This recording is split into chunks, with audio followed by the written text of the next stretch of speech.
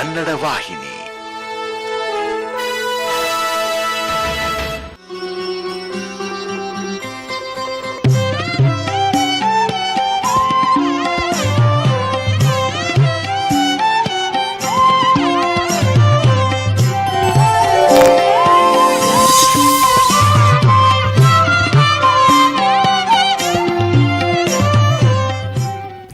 ಎಲ್ಲರಿಗೂ ನಮಸ್ಕಾರ. ಥಟ್ ಅಂತ ಹೇಳಿ ಕ್ವಿಜ್ ಕಾರ್ಯಕ್ರಮಕ್ಕೆ ತಮಗೆಲ್ಲ ಸ್ವಾಗತ. ಎಲ್ಲರಿಗೂ ನವರಾತ್ರಿ ಹಾಗೂ ವಿಜಯದಶಮಿ ಹಬ್ಬದ ಶುಭಾಶಯಗಳು. ನವರಾತ್ರಿ ಭಾರತೀಯರಿಗೆ ಬಹಳ ದೊಡ್ಡ ಹಬ್ಬ, ಸುದೀರ್ಘ ಕಾಲ ಆಚರಿಸುವಂಥ ಹಬ್ಬ. ಒಟ್ಟು 4 ನವರಾತ್ರಿಗಳು ನಮ್ಮಲ್ಲಿ ಉಂಟು. ಅಂದರೆ 36 ದಿನಗಳ ಕಾಲ ನಾವು ಆಚರಿಸ್ತೇವೆ ಈ ಹಬ್ಬವನ್ನು ಒಂದು ವರ್ಷದಲ್ಲಿ. ಈಗ ನಾವು ಆಚರಿಸ್ತಾ ಇರತಕ್ಕಂಥ ಹಬ್ಬ, ಇದನ್ನು ಶರದೀಯ ನವರಾತ್ರಿ ಅಥವಾ ಶರತ್ ನವರಾತ್ರಿ ಅಂತ ಕರೀತೇವೆ. ಇನ್ನು ಉಳಿದ 3 ನವರಾತ್ರಿಗಳು ವರ್ಷದ ಬೇರೆ ಬೇರೆ 3 ಕಾಲಗಳಲ್ಲಿ ಆಚರಿಸ್ತೇವೆ. ಈ ಶರದೀಯ ನವರಾತ್ರಿಯಲ್ಲಿ ದೇವಿಯ ಬಗ್ಗೆ, ನಾಡಿನ ಬಗ್ಗೆ, ಭಾಷೆಯ ಬಗ್ಗೆ, ಒಟ್ಟಾರೆ ನಮ್ಮ ಬದುಕಿನ ಬಗ್ಗೆ ಒಂದಷ್ಟು ಮಾಹಿತಿಯನ್ನು ತಿಳಿಸುವ ಆಸೆ. ಈ ಹಿನ್ನೆಲೆಯಲ್ಲಿ ವಿಶೇಷವಾದ ಕಾರ್ಯಕ್ರಮವನ್ನು ಆಯೋಜಿಸಿದ್ದೇವೆ. ಈ ಕಾರ್ಯಕ್ರಮದಲ್ಲಿ ಭಾಗವಹಿಸೋದಕ್ಕೆ ಬಂದಿದ್ದಾರೆ ನಮಗೆಲ್ಲರಿಗೂ ಪರಿಚಿತರಾಗಿರ್ತಕ್ಕಂಥ ಡಾಕ್ಟರ್ ಗೌರಿ ಸುಬ್ರಹ್ಮಣ್ಯ ಶಾಸ್ತ್ರಿ ಅವರು. ಡಾಕ್ಟರ್ ಗೌರಿ ಸುಬ್ರಹ್ಮಣ್ಯ ಶಾಸ್ತ್ರಿಯವರು ಈಗಾಗಲೇ ಮುದ್ರಣ ಹಾಗೂ ವಿದ್ಯುನ್ಮಾನ ಮಾಧ್ಯಮದ ಮೂಲಕ ಕನ್ನಡಿಗರಿಗೆ ಪರಿಚಿತರಾದಂಥವರು. ಅವರ ಜೊತೆ ಒಂದಷ್ಟು ಮಾತುಕತೆಯನ್ನು ಆಡ್ತಾ, ಒಂದಷ್ಟು ವಿಚಾರಗಳನ್ನು ತಿಳ್ಕೋತಾ ನಮ್ಮ ಮೌಢ್ಯವನ್ನು ಕಳೆದುಕೊಳ್ಳೋದಕ್ಕೆ ಇದು ಸರಿಯಾದ ಕಾಲ. ಕತ್ತಲೆಯನ್ನು ಕಳೆದು ಬೆಳಕಿನ ಕಡೆಗೆ ಹೋಗುವುದೇ ಈ ನವರಾತ್ರಿಯ ಮೂಲ ಉದ್ದೇಶ. ಹಾಗಾಗಿ ತಮ್ಮೆಲ್ಲರ ಪರವಾಗಿ ಡಾಕ್ಟರ್ ಗೌರಿ ಸುಬ್ರಹ್ಮಣ್ಯ ಶಾಸ್ತ್ರಿ ಅವರಿಗೆ ಹೃತ್ಪೂರ್ವಕವಾದ ಸ್ವಾಗತವನ್ನು ಕೋರ್ತಾ ಇದ್ದೇವೆ. ನಮಸ್ಕಾರ. ನಮಸ್ತೆ ಮೇಡಮ್, ಹೇಗಿದ್ದೀರಿ? ಚೆನ್ನಾಗಿದ್ದೀನಿ. ಬಹಳ ಸಂತೋಷ. ಚೆನ್ನಾಗಿದ್ದೀರಿ ಅನ್ನೋ ಶಬ್ದವನ್ನು ಕೇಳಿದ ಕೂಡಲೇ ಖುಷಿಯಾಗುತ್ತೆ. ನಿಮ್ಮನ್ನು ಹೇಗೆ ಕರೀಬೇಕು? ಡಾಕ್ಟರ್ ಗೌರಿ ಅಂತ ಕರೀಬೇಕಾ, ಡಾಕ್ಟರ್ ಗೌರಮ್ಮ ಅಂತ ಕರೀಬೇಕಾ, ಡಾಕ್ಟರ್ ಗೌರಿ ಅಮ್ಮ ಅಂತ ಕರೀಬೇಕಾ, ಹೇಗೆ ಕರೀಬೇಕು? ಯಾಕಂದರೆ ಜನಸಾಮಾನ್ಯರೆಲ್ಲ ಬಹಳ ಪ್ರೀತಿಯಿಂದ ತಮ್ಮನ್ನು ಗೌರಿ ಅಮ್ಮ ಅಂತಲೇ ಕರೀತಾರೆ. ಹಾಗಾಗಿ ನಾನು ಹಾಗೆ ಕರೆದ್ರೆ ಏನು ಅಭ್ಯಂತರ ಇಲ್ಲ ಅಂತ ಭಾವಿಸ್ತೇನೆ. ಖಂಡಿತ ಇಲ್ಲ. ತಾವು ಹಿರಿಯರು, ನೀವು ಹೇಗೆ ಕರೆದ್ರೂ ಕೂಡ ನನಗೆ ಸಂತೋಷನೇ. ವಯಸ್ಸಿನಲ್ಲಷ್ಟೇ ನಾನು ಹಿರಿಯ, ಜ್ಞಾನದಲ್ಲಿ ತಾವು ನಿಜಕ್ಕೂ ಹಿರಿಯರು. ಜ್ಞಾನ ಭಂಡಾರವೇ ಎದುರಿಗೆ ಕೂತಿರೋದು, ಅದರಿಂದ ನಾವೇನು ಹೇಳಲಿಕ್ಕೆ ಸಾಧ್ಯ ಇಲ್ಲ. ತಾವು ಹೇಗೆ ಕರೆದ್ರೂ ಕೂಡ ನನಗೆ ಸಂತೋಷನೇ. ಅಮ್ಮ, ಮೊದಲಿಗೆ ನಿಮ್ಮ ಪರಿಚಯ ಮಾಡ್ಕೋಬೇಕು ಅಂತ ಆಸೆ. ತಮ್ಮ ತಂದೆ ತಾಯಿಗಳು, ಗುರುಗಳು, ಮನೆತನ, ಇದರ ಬಗ್ಗೆ ಒಂದು ಸಂಕ್ಷಿಪ್ತ ವಿವರಣೆ ಕೊಟ್ಟರೆ ಚೆನ್ನಾಗಿರುತ್ತೆ. ನನ್ನ ತಂದೆಯ ಹೆಸರು ಭರತರಾಜ್ ಅಂತ ಹೇಳಿ, ಅವರು ರೆವಿನ್ಯೂ ಇನ್ಸ್ಪೆಕ್ಟರ್ ಆಗಿ ಶೇಕ್ದಾರ್ ಅಂತ ಕರೀತಾಯಿದ್ರು. ಆ ಹೆಸರಿನಲ್ಲಿ ಅವರು ಕೆಲಸವನ್ನು ಮಾಡ್ತಾಯಿದ್ದಂಥವ್ರು. ನನ್ನ ತಾಯಿಯವರು ಸುನಂದಮ್ಮ ಅಂತ ಹೇಳಿ. ನಮ್ಮ ತಾತನವರು ಅಂದರೆ ನಮ್ಮ ತಾಯಿಯವರ ತಂದೆ ನರಸಿಂಹಮೂರ್ತಿಗಳು ಅಂತ ಹೇಳಿ ಮೈಸೂರಿನಲ್ಲಿ ಬಹಳ ದೊಡ್ಡ ಪಂಡಿತರಾಗಿದ್ದರು, ಆಯುರ್ವೇದದ ಪಂಡಿತರಾಗಿದ್ದಂಥವರು. ಅವರ ಒಂದು ಆಶೀರ್ವಾದವೇ ಬಹುಶಃ ಇವತ್ತು ನಮ್ಮನ್ನು ಯಾವುದೋ ಒಂದು ಮಟ್ಟಕ್ಕೆ ಕರ್ಕೊಂಡು ಬಂದಿರೋದು ಅಂತ ನನಗನ್ನಿಸುತ್ತೆ. ಮತ್ತು ನಮ್ಮ ಯಜಮಾನರು ಸುಬ್ರಹ್ಮಣ್ಯ ಶಾಸ್ತ್ರಿಗಳು ಅಂತ ಹೇಳಿ, ಸೋರೋಟ್ ಅಶ್ವಥ್ ಅಂತ ಹೇಳಿ ಸಿನಿಮಾ ರಂಗದಲ್ಲಿ ಒಬ್ಬ ಖ್ಯಾತ ಬರಹಗಾರರಾಗಿದ್ದರು. ಅವರ ಮಗ ಅವರು ಸುಬ್ರಹ್ಮಣ್ಯಂ ಅಂತ ಹೇಳಿ, ಅವರು ವಿಜಯ ಕಾಲೇಜಲ್ಲಿ ಉಪನ್ಯಾಸಕರಾಗಿ ಕೆಲಸವನ್ನು ಮಾಡ್ತಾ ಇದ್ದಂಥವರು. ಅವರ ಧರ್ಮಪತ್ನಿ ನಾನು. ಗೌರಿ, ಗೌರಮ್ಮ ಯಾವ ಹೆಸರಾದರೂ ಸರಿಯೇ. ಅವರ ಮದುವೆ ಆದ ನಂತರ ಗೌರಿ ಸುಬ್ರಹ್ಮಣ್ಯ ಆದವಳು ನಾನು. ಮತ್ತು ನನಗೆ 2 ಹೆಣ್ಣುಮಕ್ಕಳಿದ್ದಾರೆ. ಒಬ್ಬರು ಬಾಷ್ ಅಂತ ಒಂದು ಸಂಸ್ಥೆಯಲ್ಲಿ ಇಂಜಿನಿಯರ್ ಆಗಿ ಕೆಲಸವನ್ನು ಮಾಡ್ತಾಯಿದ್ದಾಳೆ, ಮತ್ತೊಬ್ಬಳು ಚಾರ್ಟರ್ಡ್ ಅಕೌಂಟೆಂಟ್ ಆಗಿ ಕೆಲಸವನ್ನು ಮಾಡ್ತಾಯಿದ್ದಾಳೆ. ಈಗ ನಮ್ಮ ಯಜಮಾನರು ಸದ್ಯದಲ್ಲಿ ಇಲ್ಲ. ಹಾಗಾಗಿ ಅವರ ಒಂದು ನೇತೃತ್ವದಲ್ಲಿ ಪ್ರಾರಂಭ ಆದದ್ದು ಮುಕ್ತಿನಾಗ ದೇವಾಲಯ ಅಂತ ಹೇಳಿ ಅವರಿಗೆ ಸ್ವಾಮಿ ಕನಸಲ್ಲಿ ಬಂದು ತಾನು ಒಂದು ನಿರ್ದೇಶನವನ್ನು ಮಾಡಿ ಅವರ ಕೈನಲ್ಲಿ ಈ ಒಂದು ದೇವಾಲಯವನ್ನು ಹುಟ್ಟು ಹಾಕೋದಕ್ಕೆ ಕಾರಣವಾದಂಥದ್ದು. ಅದನ್ನು ಸದ್ಯದ ಪರಿಸ್ಥಿತಿಯಲ್ಲಿ ನಾನು ಅದನ್ನು ಮುಂದುವರಿಸ್ಕೊಂಡು ಹೋಗ್ತಾ ಇದ್ದೀನಿ. ಅದರ ಒಂದು ಜವಾಬ್ದಾರಿ ಇವತ್ತಿನ ದಿವಸಕ್ಕೆ ನನ್ನ ಹೆಗಲ ಮೇಲಿದೆ. ಸೊ ಇದಿಷ್ಟು ನನ್ನ ಕಿರು ಪರಿಚಯ. ಮುಕ್ತಿನಾಗ ದೇವಾಲಯದ ಧರ್ಮದರ್ಶಿಗಳಾಗಿದ್ದೀರಿ ತಾವು ಅಂತ ಕೇಳಿದ್ವಿ ನಾವು. ಹೌದು. ಧರ್ಮದರ್ಶಿಗಳಾಗಿ ಏನೇನು ಕೆಲಸಗಳನ್ನು ಮಾಡ್ತೀರಾ? ದೇವಾಲಯದ ಕೆಲಸ ಕಾರ್ಯಗಳನ್ನು, ಚಟುವಟಿಕೆಗಳನ್ನು ಹೇಗೆ ನಿಯಂತ್ರಿಸ್ತೀರಿ? ಈ ಬಗ್ಗೆ ಒಂದಷ್ಟು ಮಾಹಿತಿ ದಯವಿಟ್ಟು ಕೊಡಬೇಕು. ಮುಕ್ತಿನಾಗ ದೇವಸ್ಥಾನ ಒಂದು ರೀತಿ ಸ್ವಾಮಿ ಕನಸಲ್ಲಿ ಬಂದು ಕೆಲಸವನ್ನು ಮಾಡುವಂತ ಹೇಳಿದ್ದೇನೋ ಬಹಳ ಸುಲಭವಾಗಿತ್ತು. ಆದರೆ ನಾವು ತುಂಬ ಸಾಮಾನ್ಯ ವರ್ಗದ ಜನ, ತುಂಬ ಆಸ್ತಿ ಪಾಸ್ತಿ ದುಡ್ಡು ಅಂತಸ್ತು ಎಲ್ಲ ಇದ್ದಂಥವರೇನಲ್ಲ, ನಾವು ಸಾಮಾನ್ಯ ವರ್ಗದವರಾಗಿದ್ವಿ. ಹಾಗಿದ್ದಾಗ ನಮಗೆ ಈ ಕೆಲಸ ಮಾಡೋದು ಬಹಳ ಕಷ್ಟಕರವಾಗಿತ್ತು. ಆದರೆ ಸ್ವಾಮಿಯ ಆಜ್ಞೆಯನ್ನು ಹೊತ್ತು ಬಂದವರು ಸುಬ್ರಹ್ಮಣ್ಯ ಶಾಸ್ತ್ರಿಗಳು ಇದನ್ನು ಹೇಗೆ ಮಾಡೋದು ಅಂತ ಬಹಳ ಕಠಿಣ, ನನ್ನ ಕೈಲಿ ಆಗಲ್ಲ ಅಂತ ಹೇಳಿ ಸುಬ್ರಹ್ಮಣ್ಯಕ್ಕೆ ಹೋಗಿ ಅಲ್ಲಿ ನನ್ನಿಂದ ಆಗದೇ ಇರೋ ಕೆಲಸ ದಯಮಾಡಿ ನನ್ನನ್ನು ಕ್ಷಮಿಸು ಅಂತ ಹೇಳಿ ಬಂದರು. ಕೆಲವು ದಿವಸಗಳ ಕಾಲದ ನಂತರ ಸ್ವಾಮಿ ಮತ್ತೆ ಮತ್ತೆ ಕನಸಲ್ಲಿ ಬಂದು ನಾನು ನಿನ್ನೊಡನೆ ಇದ್ದೇನೆ ಅಂತ ಹೇಳಿದ್ರಿಂದ ಇವರು ಉಪನ್ಯಾಸ ವೃತ್ತಿಯನ್ನೇ ಕೈಬಿಟ್ಟು ಈ ಕೆಲಸಕ್ಕೆ ಕೈ ಹಾಕಿದ್ರು. ಆ ಹೇಳೋದಕ್ಕೆ ಕೂಡ ನಮಗೆ ಶಕ್ತಿ ಇರಲಿಲ್ಲ. ಅಂತಹ ಪರಿಸ್ಥಿತಿಯಲ್ಲಿ ಬಹಳ ಕಠಿಣ ಮಾರ್ಗವನ್ನು ಅನುಸರಿಸಿ ಹೇಗೋ ನಿಭಾಯಿಸಿ ಮುಳ್ಳಿನ ಕಾಡಿನಂತೆ ಇದ್ದಂತಹ ಈ ಜಾಗವನ್ನು ಇವತ್ತು ಬೃಹತ್ ಮುಕ್ತಿನಾಗ ಕ್ಷೇತ್ರವಾಗಿ ಬೆಳೆಸೋದಕ್ಕೆ ನಮ್ಮ ಇಡೀ ಕುಟುಂಬದವರೆಲ್ಲರೂ ಮಕ್ಕಳು ಸಮೇತ ಬಹಳ ಕಷ್ಟಪಟ್ಟು ಒಂದೊಂದು ಕಲ್ಲು ತರಬೇಕಾದರೂ ಕೂಡ ತುಂಬ ಕಷ್ಟಪಟ್ಟಿದ್ದೀವಿ. ಆ ಪ್ರದೇಶವನ್ನು ಜುಂಜಪ್ಪನ ಮೈದಾನ ಅಂತ ಕರೀತಾರಲ್ಲ, ಏನದು? ನಮಗೆ ಅಲ್ಲಿ ಬಂದಾಗ ಅದರ ಹಿನ್ನೆಲೆ ಗೊತ್ತಿರಲಿಲ್ಲ. ನಾವು ಅದರ ಒಂದು ಕುಂಭಾಭಿಷೇಕ ಮಾಡುವ ದಿವಸ ಒಬ್ಬ ಗ್ರಾಮದ ಹಿರಿಯ ವ್ಯಕ್ತಿ ಒಬ್ಬರು ಬಂದರು. ಅವರು ಒಂದು ಲಾವಣಿ ಪದವನ್ನು ಹಾಡಿದ್ರು. ಆ ಲಾವಣಿ ಪದದಲ್ಲಿ ಈ ಜಾಗದ ಮಹತ್ವ ಎಲ್ಲವನ್ನೂ ಅಡಗಿತ್ತು ಅದರಲ್ಲಿ. ಅವರು ವಿವರಿಸಿದ ಪ್ರಕಾರ ಈ ಹಿಂದೆ ಇದೇ ನೀವೆಲ್ಲಿ ಇವತ್ತು ಸ್ವಾಮಿಯನ್ನು ಪ್ರತಿಷ್ಠಾಪನೆ ಮಾಡಿದ್ದೀರಾ, ಈ ಜಾಗದಲ್ಲಿ ಒಬ್ಬ ವ್ಯಕ್ತಿ ಇಲ್ಲಿ ಬಂದು ಕೂತ್ಕೊಳ್ತಾ ಇದ್ದ. ಇಲ್ಲೊಂದು ದಿಬ್ಬದ ಥರ ಇತ್ತು, ಜುಂಜಪ್ಪನ ಬೈಲು ಅಂತ ಕರೀತಾ ಇದ್ದರು. ಈ ಜಾಗದಲ್ಲಿ ಅವನು ಕೂತು ಬಂದವರಿಗೆಲ್ರಿಗೂ ಅವರ ಸಮಸ್ಯೆಗಳಿಗೆ ಪರಿಹಾರವನ್ನು ಹೇಳ್ತಾ ಇದ್ದ. ಅವನು ಹೇಳಿದ್ದೆಲ್ಲವೂ ಎಲ್ಲರಿಗೂ ನಡೀತಾ ಇತ್ತು. ಅಂತಹ ಜಾಗದಲ್ಲಿ ನೀವು ಬಂದು ಇಲ್ಲಿ ಈ ಒಂದು ಸ್ವಾಮಿಯನ್ನು ಪ್ರತಿಷ್ಠಾಪನೆ ಮಾಡಿದ್ದೀರಾ, ಬಹುಶಃ ಅವನೇ ನೀವಾಗಿರಬಹುದೇನೋ ಅಂತ ಆ ವ್ಯಕ್ತಿ ಹೇಳಿದ್ರು. ಅವತ್ತು ಬಹಳಷ್ಟು ಜನ ದೊಡ್ಡವರೆಲ್ಲರೂ ಇದ್ದರು. ಆ ಒಂದು ಸಂದರ್ಭದಲ್ಲಿ ಆ ಮನುಷ್ಯ ಹೇಳಿದಾಗ ನಮಗೂ ಅವತ್ತೇ ಗೊತ್ತಾಗಿದ್ದು ಈ ರೀತಿ ಒಂದು ಮಹತ್ವ ಇದೆ ಈ ಜಾಗಕ್ಕೆ ಅಂತ ಹೇಳಿ. ಅದಾದ ಕೆಲವು ತಿಂಗಳುಗಳ ನಂತರದಲ್ಲಿ ಒಬ್ಬ ಸ್ವಾಮೀಜಿ ಬಂದರು. ಅವರು ಹೇಳಿದ್ರು, ತಾಳೆಗರಿಯಲ್ಲಿ ಒಂದು ಉಲ್ಲೇಖ ಇದೆ, ಈ ಜಾಗದ ಭೂಗರ್ಭದಲ್ಲಿ ಹಿಂದೆ 800 ವರ್ಷಗಳ ಹಿಂದೆ ಒಂದು ಶಿವ ದೇವಾಲಯ ಇತ್ತು ಅಂತ. ನನಗೆ ಇದು ಗೋಚರವಾಗಿ ಇದನ್ನು ನೋಡೋಣ ಅಂತ ಬಂದರೆ ಇವತ್ತಿಲ್ಲಿ ಒಂದು ದೇವಾಲಯ ಆಗಿದೆ ಅಂತ ಅವರು ಬಹಳ ಆಶ್ಚರ್ಯಪಟ್ಟರು. ಹಾಗಾಗಿ ಇದು ತದನಂತರದಲ್ಲಿ ನಮಗೆ ಈ ಜಾಗದ ಮಹಿಮೆ ತಿಳಿತೆ ಹೊರತು ನಾವು ಆ ಜಾಗಕ್ಕೆ ಹೋದಾಗ ಬರೀ ಮುಳ್ಳು ಎಲ್ಲಿ ಕಾಲಿಟ್ಟರೂ ಮುಳ್ಳು ಚುಚ್ಕೊಳ್ಳುವಂತಹ ಮುಳ್ಳು ಕಾಡು, ಹೆಜ್ಜೆಯಲ್ಲೂ ಸರ್ಪಗಳು, ವಿಪರೀತ ಸರ್ಪಗಳಿದ್ದವು. ಸೊ ಇಂತಹ ಜಾಗದಲ್ಲಿ ಬಂದಾಗ ಒಂಥರ ನೋಡೋದಕ್ಕೆ ಭಯವಾಗಿತ್ತು. ಸುಮಾರು ಜನ ಯಾಕೆ ನಿಮಗೆ ಹುಚ್ಚಿಡ್ದಿದೆಯಾ, ಬೆಂಗಳೂರಲ್ಲೆಲ್ಲೂ ಜಾಗ ಸಿಕ್ಕಲಿಲ್ವಾ, ಇಲ್ಲಿ ಯಾಕೆ ಬಂದು ಈ ಥರ ಒದ್ದಾಡ್ತಾ ಇದ್ದೀರಾ ಅಂತೆಲ್ಲ ತುಂಬ ಜನ ನಮಗೆ ಎಲ್ಲರೂ ಕಾಲೆಳೆಯುವಂಥ ಪರಿಸ್ಥಿತಿ ಇತ್ತು. ಆ ಪರಿಸ್ಥಿತಿಯು ಹಾಗೆ ಇತ್ತು ಆ ಜಾಗ. ಅಂತಹ ಜಾಗದಲ್ಲಿ ಬಹಳ ಕಠಿಣ ಪರಿಸ್ಥಿತಿಯಿಂದ ಈ ಒಂದು ಕ್ಷೇತ್ರ ಮುನ್ನಡೆಸ್ಕೊಂಡು ಬಂದಿರತಕ್ಕಂಥದ್ದು.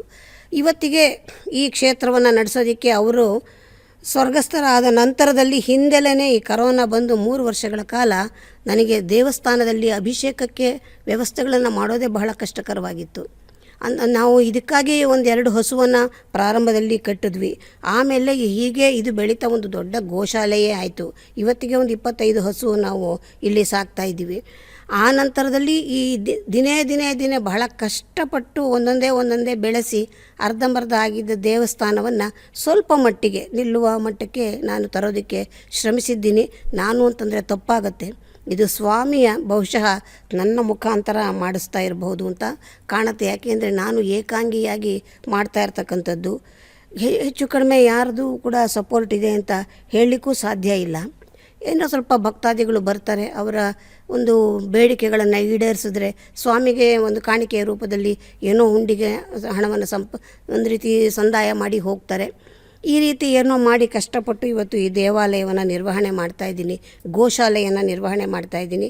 ಇತ್ತೀಚೆಗೆ ನಾವು ಸರ್ಪದೋಷಕ್ಕೆ ಸಂಬಂಧಪಟ್ಟಂತಹ ಪರಿಹಾರ ಪೂಜೆಗಳಿರಬಹುದು, ದಿನನಿತ್ಯದ ಪೂಜಾ ಕೈಂಕರ್ಯಗಳು, ಈ ಹಬ್ಬ ಹರಿದಿನಗಳಲ್ಲಿ ಬರ್ತಕ್ಕಂತಹ ಪೂಜಾ ಕೈಂಕರ್ಯಗಳು, ಈ ರೀತಿ ಎಲ್ಲವನ್ನು ಕೂಡ ಹೇಗೋ ನನಗೆ ಗೊತ್ತಾದ ಮಟ್ಟಿಗೆ ನಡೆಸ್ಕೊಂಡು ಬರುವಂಥ ಪ್ರಯತ್ನವನ್ನು ಮಾಡ್ತಾಯಿದ್ದೀನಿ. ಬಹಳ ಸಂತೋಷ.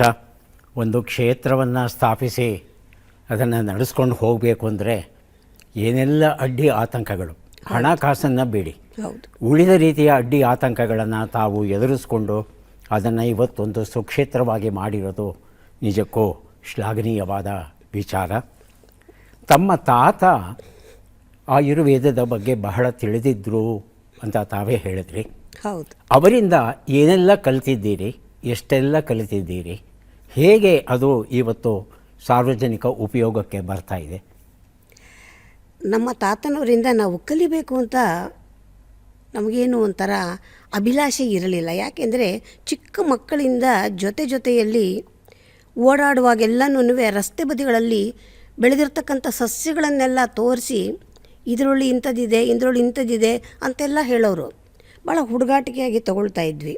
ಆದರೆ ಆ ವಯಸ್ಸು ಎಂಥದ್ದು ಅಂದರೆ ಏನನ್ನಾದರೂ ಹೇಳಿದ್ರೆ ಅದು ಮನದಾಳದಲ್ಲಿ ಉಳಿಯುವಂತಹ ವಯಸ್ಸು.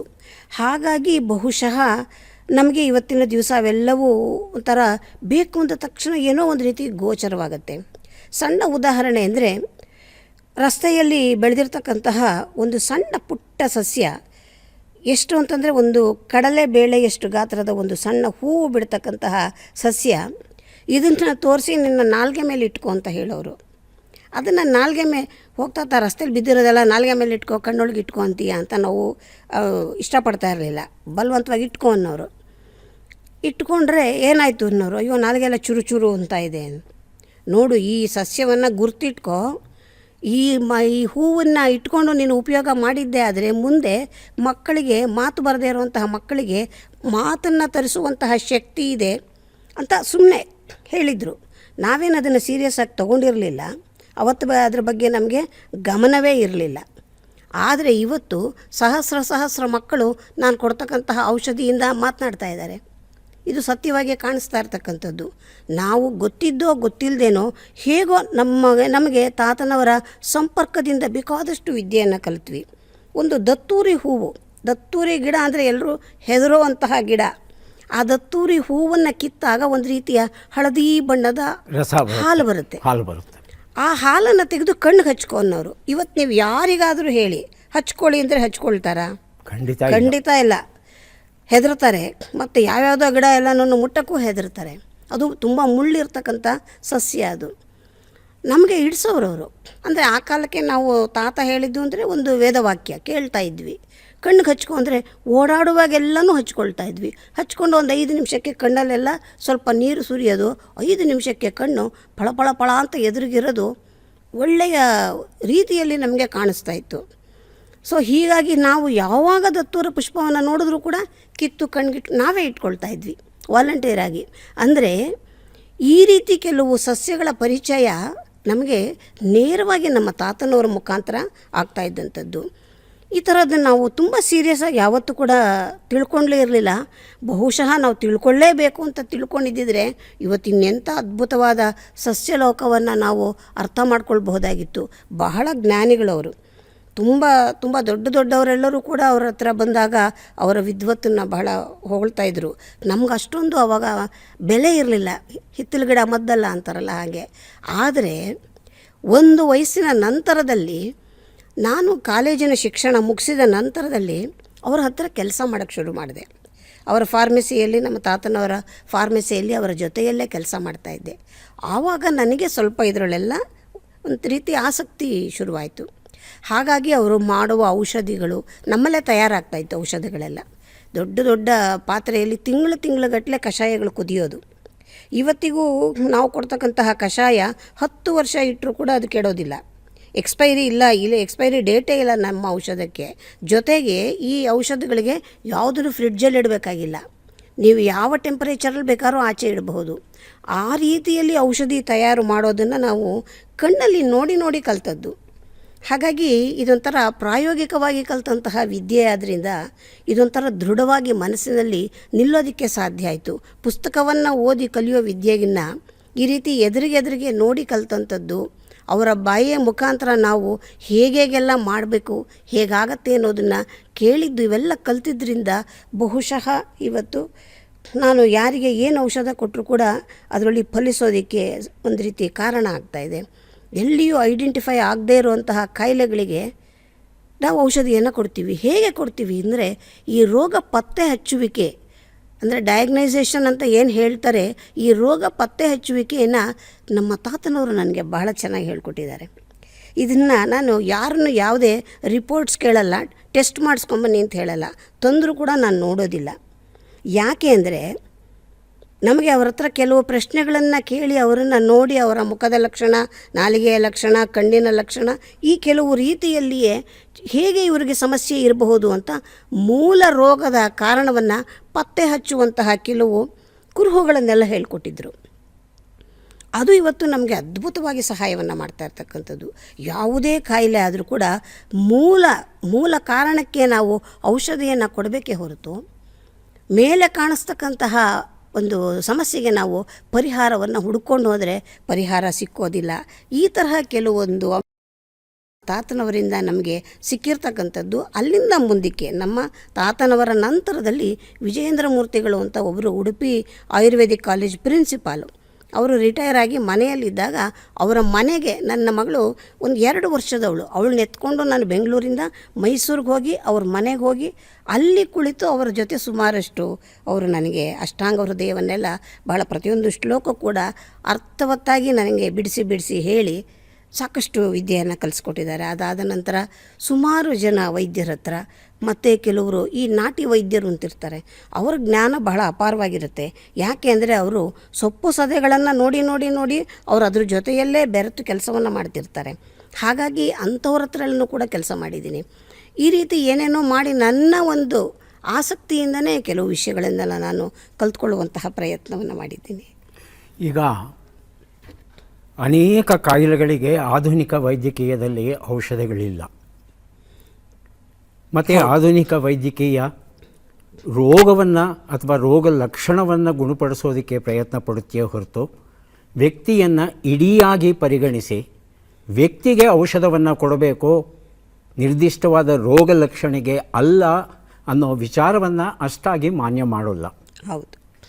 ಆಯುರ್ವೇದದಲ್ಲಿ ನೀವು ಹೇಗೆ ಮಾಡ್ತೀರಿ? ವ್ಯಕ್ತಿಗಳನ್ನು ಹೇಗೆ ನೀವು ವರ್ಗೀಕರಿಸ್ತೀರಿ, ಗುರುತಿಸ್ತೀರಿ? ಏನೇನು ಲಕ್ಷಣಗಳ ಆಧಾರದ ಮೇಲೆ ಈ ಒಂದು ಕೆಲಸವನ್ನು ತಾವು ಮಾಡ್ತೀರಿ? ಹೌದು, ಆಯುರ್ವೇದದಲ್ಲಿ ಇರೋದೇ 3 ಲಕ್ಷಣ. ಒಂದು ವಾತ, ಒಂದು ಪಿತ್ತ, ಒಂದು ಕಫ. ಈ 3ರಲ್ಲಿ ಯಾವುದಾದರೂ ಒಂದು ಗುಂಪಿಗೆ ಪ್ರತಿಯೊಬ್ಬ ವ್ಯಕ್ತಿಯು ಕೂಡ ಅದರಲ್ಲಿ ಅವನ ಒಂದು ಅಂಶವನ್ನು ನಾವು ಕಂಡುಕೊಳ್ತಕ್ಕಂಥದ್ದು. ಕೆಲವರಿಗೆ 2 ಮಿಶ್ರಣವಾಗಿರ್ತಕ್ಕಂಥದ್ದು ಇರುತ್ತೆ. ಹಾಗಾಗಿ ಇವರ ಶರೀರ ಯಾವ ಪ್ರಕೃತಿಗೆ ಸೇರಿದ್ದು ಅನ್ನೋದನ್ನು ಮೊದಲು ನಾವು ಅರ್ಥ ಮಾಡ್ಕೋಬೇಕು. ಅರ್ಥ ಮಾಡ್ಕೊಂಡಾಗ ಏನಾಗುತ್ತೆ, ಇವನು ವಾತ ಪ್ರಕೃತಿಯವನು ಅಂತ ಅರ್ಥ ಮಾಡ್ಕೊಂಡಾಗ ವಾತಜನ್ಯ ರೋಗ ಹೇಗೆ ಗುರುತಿಸ್ತೀರಿ? ಅದಕ್ಕೆ ಇವಾಗ ಒಂದು ನಾಡಿಯನ್ನು ಹಿಡಿತೀವಿ. ನಾಡಿಯಲ್ಲಿ ಒಂದು ವಾತ, ಒಂದು ಪಿತ್ತ, ಒಂದು ಕಫ 3 ಭಾಗ ಇರುತ್ತೆ. ಯಾವ ನಾಡಿಯ ಬಡಿತ ಹೇಗಿದೆ ಅನ್ನೋದ್ರ ಮೇಲೆ ಆ ರೋಗಿಯ ಲಕ್ಷಣ ನಿರ್ಧಾರವಾಗುತ್ತೆ. ಆದರೆ ಆಧುನಿಕ ವೈದ್ಯಕೀಯದಲ್ಲಿ ಈ ರೀತಿಯಾದ ಒಂದು ವರ್ಣನೆ ಬರೋದಿಲ್ವಲ್ಲ. ನಾಡಿ ಒಂದೇನೆ. ನಾಡಿ ಶರೀರದಲ್ಲಿ 72,000 ನಾಡಿಗಳಿದೆ. ಓಹೋ, ನಾಡಿ ಅಂದರೆ ಪಲ್ಸ್ ಅನ್ನೋ ಅರ್ಥದಲ್ಲಿ ನಾನು ಕೇಳಿದ್ದು. ಹೌದು, ಅದರಲ್ಲಿ ಪ್ರಮುಖವಾಗಿರ್ತಕ್ಕಂಥದ್ದು ಈ 3 ನಾಡಿಯನ್ನು ನಾವು ಈ ಜಾಗದಲ್ಲಿ ಗುರುತಿಸ್ತಕ್ಕಂಥದ್ದು. ಮತ್ತು ಇನ್ನೊಂದೇನು ಅಂದರೆ, ಕೆಲವರು ಇವಾಗ ಯಾರೋ ಒಬ್ಬರು ಬರ್ತಾರೆ, ಅವ್ರು ಕೂತಿದ್ದಾರೆ ಅಂದರೆ ನನಗೆ ಬೆಳಗ್ಗೆ ಹೊತ್ತು ಎದ್ದ ತಕ್ಷಣ ಮೈಯೆಲ್ಲ ತುಂಬ ಬಿಗಿಯಾಗಿಬಿಡುತ್ತೆ. ರಾತ್ರಿ ಮಲ್ಕೊಂಡ್ರೆ ಆ ಕಡೆ ತಿರ್ಕೊಂಡ್ರೆ ಈ ಕಡೆ ತಿರ್ಕೊಳಕ್ಕಾಗಲ್ಲ, ಈ ಕಡೆ ತಿರ್ಕೊಂಡ್ರೆ ಆ ಕಡೆ ತಿರ್ಕೊಳಕ್ಕಾಗಲ್ಲ. ಒಂದು ಸ್ವಲ್ಪ ದೂರ ನಾವು ಪ್ರಯಾಣ ಮಾಡಿದ್ರೆ ಕಾಲೆಲ್ಲ ದಪ್ಪ ಆಗಿಬಿಡುತ್ತೆ. ಈ ತರಹ ಎಲ್ಲ ಕೆಲವು ಲಕ್ಷಣಗಳು ಹೇಳಿದಾಗಲೂ ಕೂಡ ಹೆಚ್ಚು ಕಡಿಮೆ ಇವರ ಶರೀರ ಇಂತಹದ್ದೇ ಪ್ರಕೃತಿಗೆ ಸೇರಿದ್ದು ಅನ್ನೋದು ಗೊತ್ತಾಗತ್ತೆ. ಅವರನ್ನು ಕೆಲವು 5 ನಿಮಿಷ ಮಾತನಾಡಿಸಿದ್ರೆ ಇವರ ಶರೀರ ಯಾವುದು ಅನ್ನೋದು ಗೊತ್ತಾಗಿ ಹೋಗುತ್ತೆ. ಅದಕ್ಕೆ ಯಾವ ರಿಪೋರ್ಟು ಬೇಕಾಗೋದಿಲ್ಲ. ಅದರ ಜೊತೆಗೆ ಈ ನಾಡಿಯಲ್ಲಿ ಯಾವುದು ಹೆಚ್ಚಾಗಿದೆ, ಪಿತ್ತದ ಅಂಶ ಜಾಸ್ತಿ ಇದೆಯಾ, ವಾತದ ಅಂಶ ಜಾಸ್ತಿ ಇದೆಯಾ, ಶ್ಲೇಷ್ಮ ಜಾಸ್ತಿ ಇದೆಯಾ, ಕಫ ಪ್ರಕೃತಿಯವರ ಯಾವುದು ಅಂತ ನೋಡಿದಾಗ ಆ ಮೂಲ ಕಾರಣಕ್ಕೆ ಅಂದರೆ ಮೂಲ ಸಮಸ್ಯೆ ಯಾವುದಿದೆ ಅದಕ್ಕೆ ಮಾತ್ರ ಚಿಕಿತ್ಸೆ ಮಾಡಬೇಕು ನಾವು. ಬೇರೆ ಎಲ್ಲದಕ್ಕೂ ಮಾಡಬೇಕಾಗಿಲ್ಲ. ನಾವಿವಾಗ ಒಂದು ಮರವನ್ನು ಬೆಳೆಸಬೇಕಾದ್ರೆ ಏನೇ ಗೊಬ್ಬರ ಹಾಕಲಿ ಏನೇ ಹಾಕಲಿ ಎಲ್ಲವನ್ನು ಬುಡಕ್ಕೆ ಹಾಕೋದು. ಮರಕ್ಕೆಲ್ಲ ತೊಗೊಂಡೋಗಿ ನಾವೆಲ್ಲವನ್ನು ಹಾಕೋದಿಲ್ಲ. ಆ ಬುಡದಿಂದ ತಾನೇ ಸಾರವನ್ನು ಎಳ್ಕೊಂಡು ತಾನು ಎಲ್ಲ ಭಾಗಕ್ಕೂ ಅದು ಪಸರಿಸುತ್ತೆ. ಅದೇ ರೀತಿ ಪ್ರತಿಯೊಬ್ಬ ರೋಗಿಗೂ ಅಷ್ಟೇ ಮೂಲ ಕಾರಣಕ್ಕೆ ನಾವು ಔಷಧಿ ಕೊಟ್ಟಾಗ ಶರೀರದ ಯಾವುದೇ ಭಾಗದಲ್ಲಿ ಅದಕ್ಕೆ ಸಂಬಂಧಪಟ್ಟಂತಹ ಸಮಸ್ಯೆ ಇದ್ದಾಗ ಅದು ಆ ಜಾಗಕ್ಕೆ ಹೋಗಿ ಅದಕ್ಕೆ ಚಿಕಿತ್ಸೆಯನ್ನು ಮಾಡುತ್ತೆ ಅದು. ಹಾಗಾಗಿ ಈ ರೀತಿಯ ಚಿಕಿತ್ಸೆಯನ್ನು ಮಾಡಿದಾಗ ಬಹಳ ಬೇಗ ಫಲಕಾರಿಯಾಗುತ್ತೆ. ತುಂಬ ಜನ ಹೇಳ್ತಾರೆ ಆಯುರ್ವೇದ ಬಹಳ ನಿಧಾನ, ಎಷ್ಟು ದಿವಸ ಆದರೂ ಆಗೋದೇ ಇಲ್ಲ ಅಂತ ಹೇಳಿ. ಅದೆಲ್ಲ ಸುಳ್ಳು. ಆಯುರ್ವೇದದಲ್ಲಿ ಶೀಘ್ರವಾಗಿ ವಾಸಿ ಮಾಡಿರ್ತಕ್ಕಂತಹ ಸಮಸ್ಯೆಯೂ ಇದೆ. ನಮ್ಮ ತಾತನವರು ಯಾರೋ ಒಬ್ಬ ಮನುಷ್ಯ ಸತ್ತೋಗ್ತಾ ಇದ್ದಾನೆ, ತಕ್ಷಣ ಬನ್ನಿ ಪಂಡಿತರೆ ಅಂತ ಒಬ್ಬನು ಬಂದು ಕರೆದ್ರು. ನನ್ನ ಕರ್ಕೊಂಡೋದ್ರು, ಜೊತೆಯಲ್ಲಿ ಹೋದ್ವಿ. ಅವನು ಹೆಚ್ಚು ಕಡಿಮೆ ಈಗಲೋ ಆಗಲೋ ಇನ್ನೊಂಚೂರು ತುಳಸಿ ನೀರು ಹಾಕಿದ್ರೆ ಒಂದು ಪ್ರಾಣ ಹೋಗುತ್ತೆ ಅನ್ನೋ ಪರಿಸ್ಥಿತಿಲಿದ್ದ. ಆವಾಗ ತಾತನವ್ರು ಕರೆಸಿದ್ರು, ಒಂದು ಸ್ವಲ್ಪ ನೀರು ತೊಗೊಂಬನ್ನಿ ಅಂದರು, ಒಂದು ಸ್ವಲ್ಪ ಲವಣ ತೊಗೊಂಬನ್ನಿ ಅಂದರು. ಉಪ್ಪು ಲವಣ ಅಂದರೆ ಆ ಉಪ್ಪನ್ನು ಒಂಚೂರು ನೀರು ಹಾಕಿ ಕದರಿದ್ರು, ಕುಡಿಸಿದ್ರು. 10 ನಿಮಿಷಕ್ಕೆ ಆ ಮನುಷ್ಯ ಎದ್ದು ಕೂತ್ಕೊಂಡ. ಅಂದರೆ ಆ ಸಮಯದಲ್ಲಿ ಸಮಯ ಪ್ರಜ್ಞೆ ಅನ್ನೋದು ತುಂಬ ಮುಖ್ಯ ಆಗುತ್ತೆ. ಈ ಸಮಯಕ್ಕೆ ಇವರಿಗೆ ಏನು ಕೊಡಬೇಕು, ತಕ್ಷಣಕ್ಕೆ ಇವರು ಸುಧಾರಿಸೋದಕ್ಕೆ ಏನು ಕೊಡಬೇಕು ಅನ್ನೋದು ತುಂಬ ಮುಖ್ಯ ಆಗುತ್ತೆ. ತಕ್ಷಣಕ್ಕೆ ಮೊದಲು ಅದನ್ನು ಮಾಡಬೇಕು. ನಂತರ ಜೊತೆಯಲ್ಲಿ ನಾವು ಮೂಲ ಸಮಸ್ಯೆಗೂ ಕೂಡ ಒಂದು ಚಿಕಿತ್ಸೆಯನ್ನು ಮಾಡಬೇಕಾಗತ್ತೆ. ಹೀಗೆ ಈಗ ಒಂದು ಪ್ರಶ್ನೆ ಏನು ಅಂದರೆ, ಆಯುರ್ವೇದದಲ್ಲಿ ಪ್ರಧಾನವಾಗಿ ಗಿಡಮೂಲಿಕೆಗಳನ್ನು ಬಳಸ್ತೇವೆ. ಹೌದು. ಆಯುರ್ವೇದ ಗ್ರಂಥಗಳಲ್ಲಿ ಬರೆದಂಥ ವರ್ಣನೆ ಏನಿರುತ್ತೆ, ಆ ವರ್ಣನೆಯನ್ನು ಹೋಲುವಂಥ ಗಿಡಗಳು ಸಿಗೋದು ಬಹಳ ಕಷ್ಟ. ಹೌದು.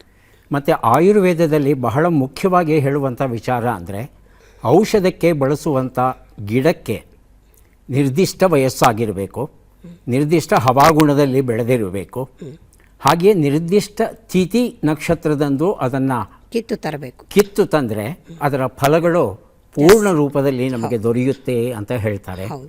ಇದನ್ನೆಲ್ಲ ವಾಸ್ತವದಲ್ಲಿ ಪ್ರಾಯೋಗಿಕವಾಗಿ ನಡೆಸಲಿಕ್ಕೆ ಸಾಧ್ಯವಾ? ಖಂಡಿತ ಇಲ್ಲ. ಯಾಕೆ ಅಂದರೆ ಬ್ರಾಹ್ಮಿ ಅಂತ ಹೇಳ್ತೀವಿ, ಅಂದರೆ ಒಂದೆಲಗದ ಸೊಪ್ಪು ಆಡು ಭಾಷೆಯಲ್ಲಿ. ಈ ಬ್ರಾಹ್ಮಿ ಅಂತಕ್ಕಂಥದ್ದು ಎಲ್ಲಿ ಬೆಳೆಯುತ್ತೆ?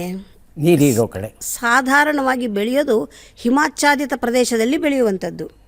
ಹರಿದ್ವಾರ, ಹೃಷಿಕೇಶದಲ್ಲಿ, ರಸ್ತೆ ಬದಿಗಳಲ್ಲಿ ಎಲ್ಲಂದರಲ್ಲಿ ಬೆಳೆಯುತ್ತೆ. ಆ ಒಂದು ಗುಣಧರ್ಮ ಇರತಕ್ಕಂತಹ ಬ್ರಾಹ್ಮಿ ಬಹಳ ಉತ್ಕೃಷ್ಟವಾದದ್ದು. ಆದರೆ ನಾವೇನು ಮಾಡ್ತೀವಿ, ಒಂದು ಬ್ರಾಹ್ಮಿ ಸಸ್ಯ ತಂದು ನಮ್ಮನೆ ಪಾಟಲ್ಲಿ ಹಾಕ್ಕೋತೀವಿ, ಪಾಟಲ್ಲಿಯೇ ಬೆಳೆಸ್ಕೋತೀವಿ ನಾವು. ಆ ಪಾಟಲ್ಲಿ ಬೆಳೆಸಿದಂತಹ ಸಸ್ಯಕ್ಕೆ ಆ ಗುಣ ಇರಲಿಕ್ಕೆ ಸಾಧ್ಯವೇ ಇಲ್ಲ. ಆದರೆ 100ರಷ್ಟು ಸಾಧ್ಯವಿಲ್ಲದಿದ್ದರೂ ಕೂಡ ಒಂದು 50 ಭಾಗ ಸಾಧ್ಯವಾಗುತ್ತೆ. ಅಂದರೆ ಒಂದಿಷ್ಟು ಪ್ರಮಾಣದಲ್ಲಿ ಕೊಡ್ತಕ್ಕಂಥದ್ದನ್ನು ಒಂದಷ್ಟು ಪ್ರಮಾಣದಲ್ಲಿ ಕೊಡಬೇಕಾಗಬಹುದು. ಆದರೆ ಅದಕ್ಕೆ ಗುಣಧರ್ಮ ಅದರದ್ದು ಇರುತ್ತೆ, ಇಲ್ದಂಗಿರಲ್ಲ. ಆ ಒಂದು ಯಾವ ಒಂದು ದರ್ಜೆಯ ಸಸ್ಯ ನಮಗೆ ಹಿಮವತ್ ಪ್ರದೇಶದಲ್ಲಿ ಸಿಕ್ಕತ್ತೆ, ಆ ದರ್ಜೆಯ ಸಸ್ಯ ನಮಗೆ ಬೆಂಗಳೂರಿನಲ್ಲಿ ಸಿಕ್ಕಕ್ಕೆ ಸಾಧ್ಯ ಇರಲ್ಲ. ಆ ರೀತಿ ಕೆಲವೊಮ್ಮೆ ಆಗತ್ತೆ. ಆವಾಗ ಏನು ಮಾಡಬೇಕಾಗತ್ತೆ ಅಂದರೆ ಅದರದ್ದು ನಾವು ಅಂಶವನ್ನು ಜಾಸ್ತಿ ಮಾಡ್ಕೋಬೇಕಾಗತ್ತೆ, ಅಥವಾ ಅದರ ಜೊತೆಗೆ ಮತ್ತೆರಡು ಸಸ್ಯಗಳನ್ನು ಸೇರಿಸ್ಕೋಬೇಕಾಗತ್ತೆ. ಈ ರೀತಿ ಕೆಲವೊಂದು ಬದಲಾವಣೆಗಳನ್ನು ನಾವೇ ಮಾರ್ಪಾಟು ಮಾಡ್ಕೋಬೇಕಾಗತ್ತೆ. ಕೆಲವು ಬೇರುಗಳನ್ನು ಉಪಯೋಗ ಮಾಡಬೇಕು. ಉದಾಹರಣೆಗೆ ಬಿಲ್ವಪತ್ರೆಯ ಮರದ ಬೇರು ತುಂಬ ಹಳೆಯದಾದಷ್ಟು ವಿಪರೀತ ನಮಗೆ ಸಹಾಯವನ್ನು ಮಾಡುತ್ತೆ. ಎಂತಹದೇ ಹೃದಯದ ರೋಗಿ ಇದ್ದರೂ ಕೂಡ ಬಿಲ್ವಪತ್ರೆಯ ಮರದ ಬುಡದಲ್ಲಿರ್ತಕ್ಕಂತಹ ಬೇರನ್ನು ಉಪಯೋಗ ಮಾಡಿ ಚಿಕಿತ್ಸೆ ಮಾಡಿದ್ರೆ ಅವನ ಹೃದಯ ರೋಗ ಸುಲಭವಾಗಿ ಪರಿಹಾರವನ್ನು ಮಾಡಬಹುದು. ಆದರೆ ತುಂಬ ಹಳೆಯದಾದಂತಹ ಬಿಲ್ವಪತ್ರೆಯ ಮರದ ಬೇರನ್ನು ಯಾರೂ ಕತ್ತರಿಸೋದಿಲ್ಲ. ಹಿಂದಿನಿಂದ ನಮ್ಮಲ್ಲಿ ಒಂದು ತತ್ವವನ್ನು ಮಾಡಿಟ್ಟಿದ್ದಾರೆ. ಕೆಲವು ಮರಗಳನ್ನು ಔಷಧೀಯ ಸಸ್ಯಗಳು ಅಂತ ಗುರುತಿಸಿರ್ತಕ್ಕಂಥದ್ದು, ಪೂಜನೀಯ ಸಸ್ಯಗಳು ಅಂತ ಗುರುತಿಸಿರ್ತಕ್ಕಂಥದ್ದನ್ನು ಸಾಧ್ಯವಾದಷ್ಟು ಕತ್ತರಿಸಬಾರ್ದು, ಕೊಡಲಿ ಹಾಕಬಾರ್ದು ಅಂತ. ಯಾಕೆ ಅಂದರೆ ಅವ್ರು ಹಂಗೆ ಮಾಡಿರಲಿಲ್ಲ ಅಂದರೆ ಇವತ್ತು ಈ ಸಸ್ಯಗಳು ಯಾವುದು ನಮಗೆ ಇರ್ತಾನೆ ಇರಲಿಲ್ಲ, ಸಿಗ್ತಾನೆ ಇರಲಿಲ್ಲ. ಹಾಗೆ ಹೇಳಿರೋದ್ರಿಂದ ಅವೆಲ್ಲ ಇನ್ನೂ ಈ ಭೂಮಿ ಮೇಲೆ ಉಳಿಸ್ಕೊಂಡಿದ್ದೀವಿ.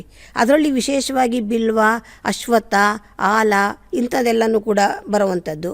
ಬೇವು, ಎಕ್ಕ ಇವೆಲ್ಲ ಬಹಳ ಅತ್ಯಂತ ಪೂಜನೀಯ ಸಸ್ಯಗಳು ಅಂತ ಏನು ಕರಿತೀವಿ, ಅವೆಲ್ಲ ಮಹತ್ತರವಾದಂತಹ ಔಷಧೀಯ ಗುಣಗಳಿರ್ತಕ್ಕಂತಹ ಸಸ್ಯಗಳವು. ಅಂತಹ ಮರದ ಬುಡದ ಬೇರು ಹಳೆಯದಾದಷ್ಟು ಅದಕ್ಕೆ ಬೆಲೆ ಜಾಸ್ತಿ. ಅಂದರೆ ಬೆಲೆಯಿಂದ ಅಂದರೆ ದುಡ್ಡಿನಲ್ಲಿ ಬೆಲೆಯಲ್ಲ, ಅದರ ಒಂದು ಔಷಧೀಯ ಗುಣದಲ್ಲಿ ಅದರ ಬೆಲೆ ತುಂಬ ಜಾಸ್ತಿ ಆಗುತ್ತೆ. ಆ ರೀತಿ ಇದ್ದಾಗ ಈ ರೀತಿಯ ಮರಗಳನ್ನು ನಾವು ಕತ್ತರಿಸಬಾರ್ದು ಅಂತ ಹೇಳಿದ್ದಾರೆ ಅಂತ ಹೇಳಿ ಕತ್ತರಿಸದೇ ಇರೋಕ್ಕಾಗಲ್ಲ. ಉಪಯೋಗವನ್ನು ಮಾಡ್ಕೋಬೇಕು. ಉಪಯೋಗಿಸ್ಕೊಳ್ಳಿಕ್ಕೋಸ್ಕರನೇ ಅವರು ಇದನ್ನೆಲ್ಲ ಹೇಳಿಟ್ಟಿರ್ತಕ್ಕಂಥದ್ದು.